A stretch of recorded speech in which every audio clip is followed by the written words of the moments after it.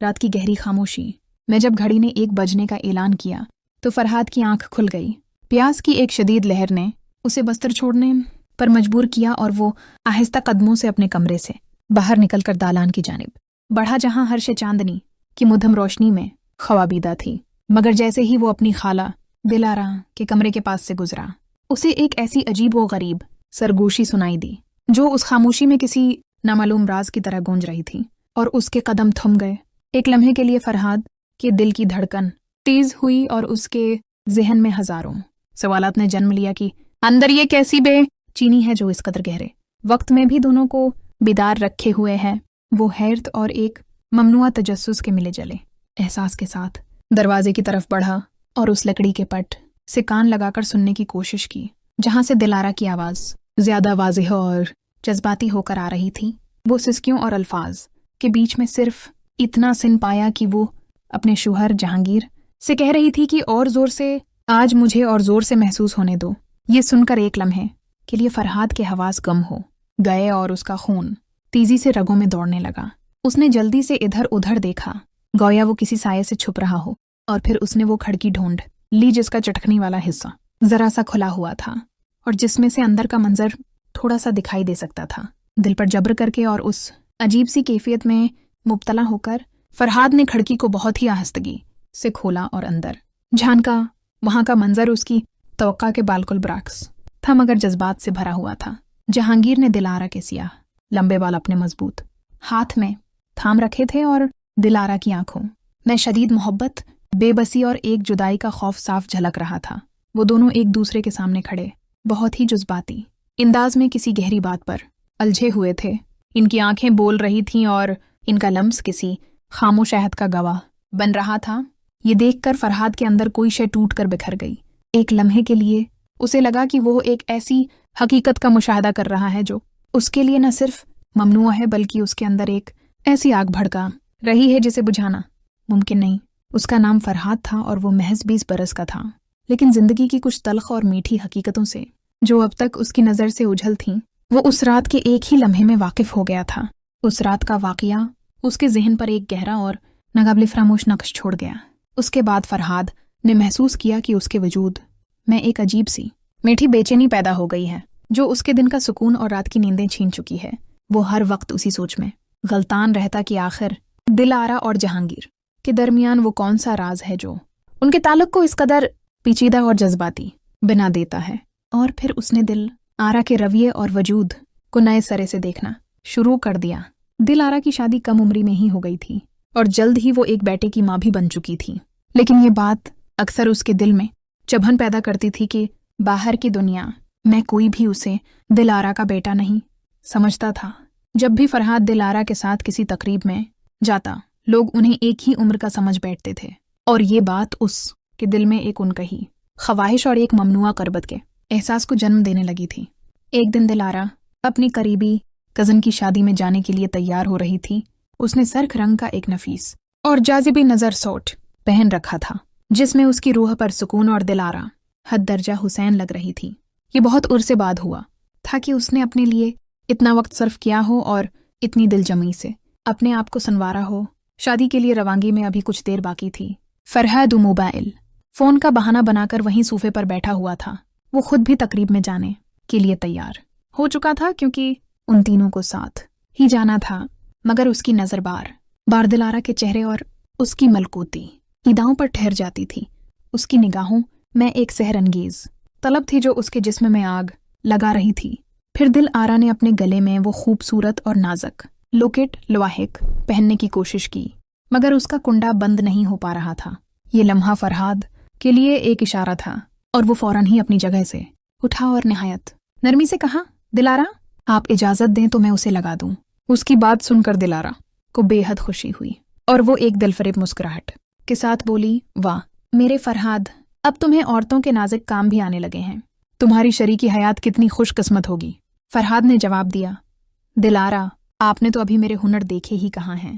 میں نے ہر چیز سیکھ لی ہے، ہر وہ ہنر جو زندگی کو مکمل بنا سکتا ہے۔ آپ چاہیں تو خود آزما لیں۔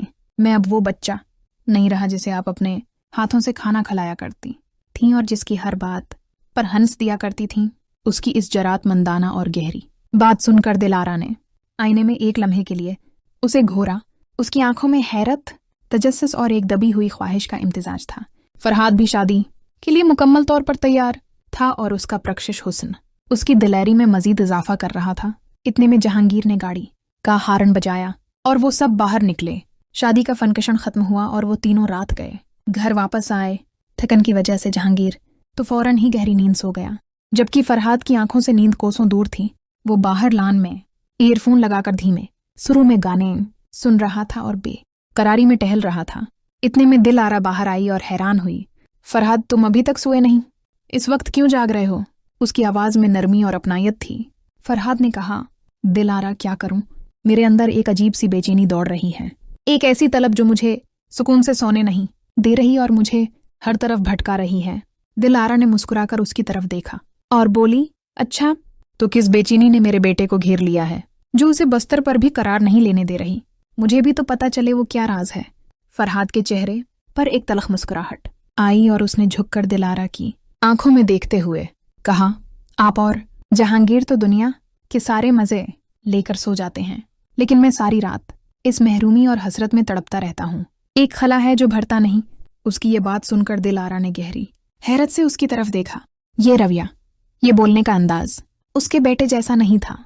फिर वो खुद को संभालते हुए बोली, अच्छा, तो अब मेरे फरहाद को एक अच्छी बीवी चाहिए ताकि वो भी सुकून पा सके। फरहाद ने सर नफी में हिलाया और बोला, नहीं दिलारा, ऐसी कोई बात नहीं है। ये बेचैनी किसी बीवी के ख्वाब से बहुत गहरी है। दिलारा ने थोड़ा सा परेशान होकर पूछा, फिर क्या बात है फरहाद? खुलकर कहो, डरो मत। फरहाद ने फौरन मौजू बदलते हुए कहा, दिलारा, मेहरबानी करके एक कप कड़क चाय बना दे। मेरा सर बहुत दुख रहा है और सिर्फ आप ही की चाय से इस दर्द में शिफा मिलेगी। दिलारा चाय बनाकर लाई और बगैर कुछ कहे दोबारा कमरे में चली गई। उस रात के बाद उनके ताल्लुकात में एक खामोश मगर गहरा रोमानवी तनाव पैदा हो गया। अगली सुबह फरहाद ने देखा कि दिलारा के बाल गैले थे और वो तौलिए से उन्हें सुखाने में मसरूफ थी। वो उसकी तरफ बैठ करके खड़ी थी। उसका कुहला भेगा रूप और धीमी महक पूरे कमरे में फैली हुई थी। वो अचानक पलटी तो फरहाद ने फौरन ही नजरें नीची कर ली, गोया उसने कोई ममनुआ मंजर देख लिया हो, मगर उसकी नजरें उसकी रूह के अंदर तक जा चुकी थीं।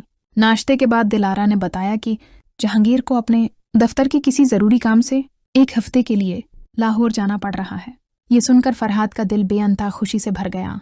ये एक ऐसा मौका था जिसका वो लाशूरी तौर पर इंतजार कर रहा था। जहांगीर को रेलवे स्टेशन छोड़कर जब फरहाद वापस आया तो दिलारा घर की सफाई में मसरूफ थी। उसकी पेशानी पर हल्का सा पसीना था जो उसके हुस्न को मजीद निखार रहा था। फरहाद उसके करीब बैठ गया और बहुत नरम लहजे में बोला, दिलारा, अब मायूस ना हो, मैं हूं ना आपके साथ। दिलारा ने एक गहरी आ भरी और बोली, हाँ तुम तो हो, मगर तुम्हारे खालू की जगह कोई नहीं ले सकता। उनकी कमी हमेशा महसूस होती है। फरहाद ने नहायत आहिस्ता और पूरा इत्माद लहजे में कहा, दिलारा, मैंने कहा था ना, मैं हूं, मैं सब संभाल लूंगा। जो कमी है उसे भर दूंगा, जो बेचैनी है उसे सुकून में बदल दूंगा। दिलारा उसकी बात की तह तक न पहुंच सकी और एक धुंधले से सवालिया निशान के साथ उसकी तरफ देखा, मगर फरहाद के दिल में एक वाज़ेह इरादा पख्ता हो चुका था। पूरा दिन यूं ही गुजर गया। रात को जब फरहाद बाहर से वापस आया तो दिलारा लन में एक चारपाई पर लेटी हुई थी। उसके चेहरे पर चांदनी पड़ रही थी जो उसके हुस्न को चार चांद लगा रही थी। फरहाद ने आहिस्तगी से उसे आवाज दी, दिलारा, उठ जाएं, अंदर चलें, यहाँ क्यों सो रही हैं? ये शबनम और मुछरों की जगह नहीं है। दिलारा फौरन ही उठकर बैठ गई और जरा हैरान होकर पूछा, फरहाद तुम कब आए? उसने जवाब दिया, बस अभी अभी, और आपका इंतजार कर रहा था। फिर वो दोनों कमरे में चले गए। कमरे में दाखिल होकर फरहाद ने अपनी सारी हिम्मत और इश्क की जुर्रत को यकजा किया और नहायत ठहरे हुए लहजे में कहा, दिलारा, आज की ये रात जब जहांगीर यहाँ नहीं है, मैं उनकी जगह आपके साथ सोना चाहता हूँ। ये मेरी ख्वाहिश है जो मेरी रूह को बेकरार किए हुए है। दिलारा ने एक लम्हे के लिए गहरी हैरत से उसकी तरफ देखा, फिर उसके होंठों पर एक मानी खीज मुस्कुराहट फैल गई। फरहाद ने अपनी बात को मजीद साफ करते हुए जैसे किसी गहरे आतराफ का बोझ हटा रहा हो कहा, दिलारा, मैं हर रात आप दोनों को वो सब करते देख रहा हूँ और इसके नतीजे में मेरे अंदर एक अजीब सी बेचैनी है, एक ऐसी तलब जो मुझे जीने नहीं दे रही। मैं उस ख्वाहिश को मिटाना चाहता हूँ, उस रूहानी और जिस्मानी खला को पुर करना चाहता हूँ। अगर आप इजाजत दें तो दिलारा को शायद उसी इकरार का इंतजार था जो उसकी आंखों से उसने मुद्दों पहले पढ़ लिया था। उसने जो आसानी से अपनी खामोश रजामंदी दे दी, वो फरहाद ने कभी सोचा भी नहीं था।